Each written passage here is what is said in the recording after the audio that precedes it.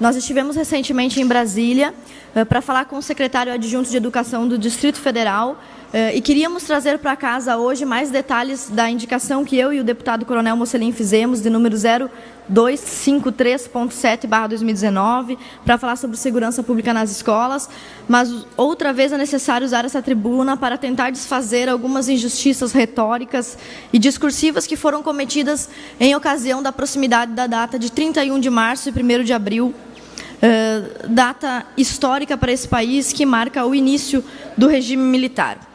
Talvez os senhores nunca tenham ouvido falar dessas duas mulheres, Maria Lúcia dos Santos e Marina Guimarães Garcia de Castro. Talvez não tenham ouvido falar porque essas mulheres não existem. Esses são dois nomes falsos, de documentos falsos, que a ex-presidente Dilma Rousseff usava na época em que era terrorista e guerrilheira dos movimentos terroristas Vanguarda Armada Popular de Palmares, popularmente conhecida como VAR Palmares, Política Operária, POLOP, e Comando de Libertação Armada, Colina.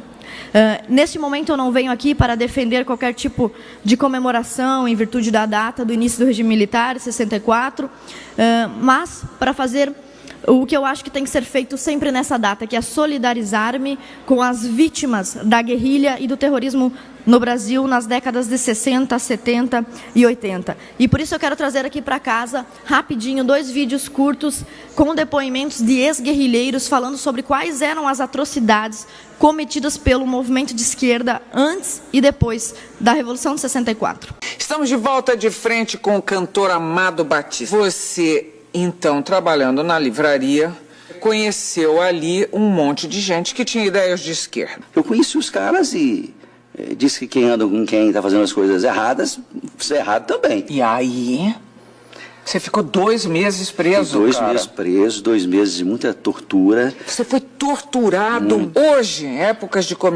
comissão da verdade, você não tem vontade de ir atrás desses caras? Eu acho que eu estava fazendo uma coisa errada também, eu acho que... O que você estava fazendo de errado? Não, acho que eu não tinha que de estar contra, brigando contra o governo. O governo estava defendendo também de pessoas que estavam querendo tomar o país à força, com as armas nas mãos. Nós podíamos ter virado uma Cuba. Quando uma criança cospe a sua cara, chuta a sua canela... Mas o que você estava fazendo de errado? Você estava mandando dinheiro para o cara? O que a mãe e o pai devem fazer? Não deve corrigir? Deve corrigir. Então, eu estava fazendo uma coisa que não era correta. Eu acho que... Você acha que foi uma boa correção que te deram? Eu acho que foi. Você tá louco, Amado? Não, não tô, não. Eu estava errado. Enfim, eu acho que estava errado. Porque eu estava cobertando, talvez, pessoas que estavam querendo tomar esse país à força. Agora vocês vão ver de quem são essas pessoas que Amado Batista estava, de certa forma, cobertando. Qual é a natureza e a índole dessas pessoas que diziam lutar pela democracia e se levantavam contra o regime? Todos os principais ex-guerrilheiros que se lançam na luta política costumam dizer que estavam lutando pela democracia. Eu não tenho condições de dizer isso. Não se pode falar do banco que a gente assaltou, do torturador que a gente matou, que a gente justiçou. Quando eu saí, eu não resisti. Eu disse para Miriam, se acontecer alguma coisa com algum de nós, eu volto aqui e te mato. Você nos denunciou. Parece que eram uns garotões e garotinhas, né, que no meio da revolução sexual, a gente resolveu dar uns tiros assim, vamos dar uns tiros ali, como se não houvesse um pensamento que está escrito, que está a forma de organização, a nossa estratégia. Nós não estávamos ali somente resistindo, não. Que coisa pobre somente resistir. Eu estava lutando contra uma ditadura militar, mas se você examinar o programa político que nos movia naquele momento, era voltado para uma ditadura do proletariado. Nós éramos contra a ditadura militar, mas éramos a favor da ditadura do proletariado. E que nós não éramos exatamente contra a ditadura, nós éramos contra a ditadura militar burguesa, mas nós éramos a favor da ditadura do proletariado. Isso ninguém diz. Isso aí é preciso dizer a verdade toda, né? E às vezes eu ouço meias verdades, né? Os militantes da IEN, a grande maioria não se arrependeu de nada. Sai para fazer uma ação, onde ele era o homem da metralhadora. Foram lá, expropriaram um carro, quando foram trocar a placa do carro no matagal, chega a polícia, ele pega a metralhadora dele e se manda, sai correndo sem dar um tiro, sem avisar os companheiros. As direções da Ação Libertadora Nacional tomou essa decisão. Então, realmente, nós fomos lá e cumprimos a tarefa. Você participou diretamente da execução, então? Participei sim da ação. A tiros, na rua, numa rua. Na hora H, ele pegou o revólver do Ruivo, dos meninos, né, que estava com ele, saiu com o revólver dele, cortou a polícia, desceu, chegou no hall, matou 2, né? Então, essa pessoa faz parte da guerra, está no outro lado e ele merece ser executado. Um companheiro no volante, um outro com a metralhadora sentado no banco da frente, eu atrás com um fuzil Mauser, que é um fuzil muito bom, 762, que é um fuzil muito bom para execução. Quando ele parou, eu já dei um primeiro tiro de fuzil, que então pegou de cabeça aqui no occipital dele, mas já começou a sangrar. Ele abre a porta do carro e sai do carro, e nós fomos metralhando ele.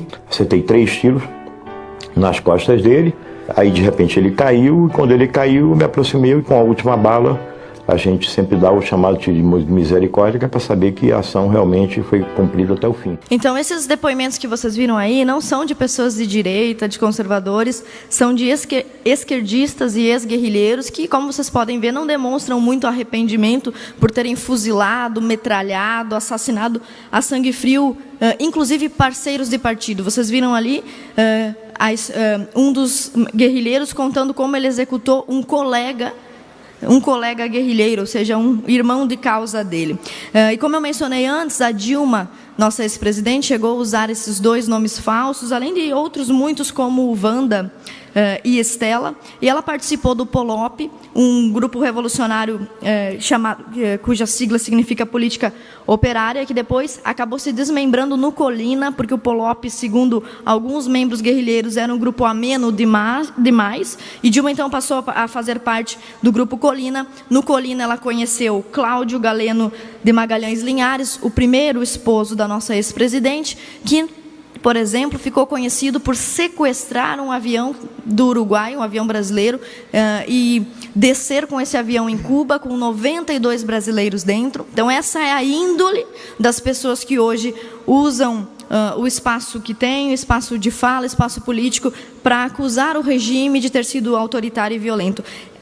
A presidente Dilma, por exemplo, esteve envolvida no assassinato do cabo de 18 anos, apenas 18 anos, cabo Mário Kozel, que foi morto quando o grupo do qual Dilma fazia parte entrou com um carro com 20 quilos de dinamite dentro da delegacia, matou o cabo Mário Kozel e mais 6. Além disso, o grupo Colina, que é o grupo da Dilma, também participou do assalto ao Banco do Comércio e Indústria de Minas, em 28 de agosto de 68, no dia 4 de outubro, do assalto ao Banco do Brasil, em Contagem, Minas Gerais, no dia 18 de outubro, 2 atentados com bomba em Belo Horizonte, no dia 25 de outubro, assassinaram Venceslau Ramalho Leite, com 4 tiros de uma pistola, enquanto lhe roubavam um carro. No dia 29 de outubro, um assalto ao Banco Ultramarino, na agência de Copacabana, no Rio de Janeiro.